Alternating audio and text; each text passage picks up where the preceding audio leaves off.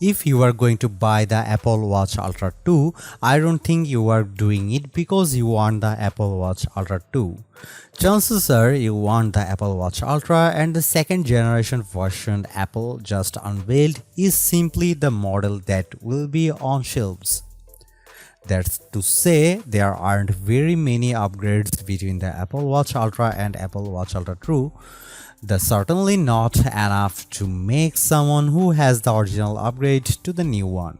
Despite the Ultra's bigger, brighter display, new complication-packed watch face, and the introduction of a performance-boosting chip, the Apple Watch Series 9 is instead the most exciting Apple Watch available this year.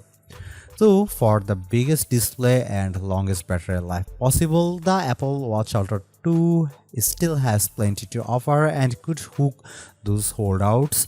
In addition to the processor's enhancements, it gets a fresh ultra-wide band chip and proudly transitions from virgin titanium to a 95% recycled titanium frame.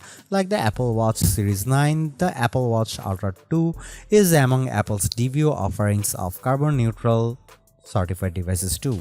As someone who used the Apple Watch Ultra for the larger part of the last year, I can't say I gravitate to the rugged watch as much as I did the first time around, but I went hands-on with it to get a taste of the key changes. Here's what you need to know. You will be hard-pressed to tell the Apple Watch Ultra 2 versus Apple Watch Ultra apart by a glance. The device maintains the same general design featuring a flat 49mm display, protruding right side button array, and orange action button on the left side. It doesn't so much as come in a new color. You might catch the display is brighter than before, up to 3000 nits from 2000 nits, made possible by the S9 chip, but more on that below. I couldn't really tell from the hands-on demo, though I did get to see the new modular Ultra Watch face. It's probably the most complication-rich Apple Watch face yet, I believe, more so than the Wayfinder face we saw debut with the first Apple Watch Ultra. What you can't tell just by appearances is that the Apple Watch Ultra 2 is made of 95% recycled aluminium, a major improvement from the virgin material used in the first gen model. Apple has made a serious commitment to making all its devices carbon neutral by 2030, with the new Apple Watch family taking a major step in the direction. With the resourced Trail Loop and Alpine Loop, the Apple Watch Ultra earns the carbon neutral certificate. I have become a more eco-conscious shopper than ever over the past year, so I am definitely excited by the Ultra embracing sustainability. Performance-wise, the Apple Watch Series 9 versus Apple Watch Ultra 2 have a lot in common.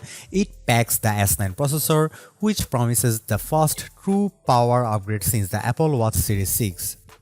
Apple claims it's 25% more efficient, built on 5.6 billion transistors with 30% faster GPU animations and 4-core neural engines that enable machine learning twice as fast.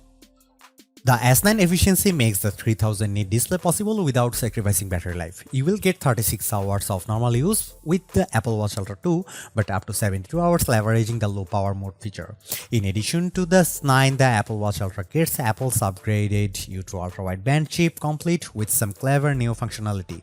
If you misplace your iPhone, now the Apple Watch's ping feature will direct you to your iPhone's location, similar to how my Find My works for an AirTag.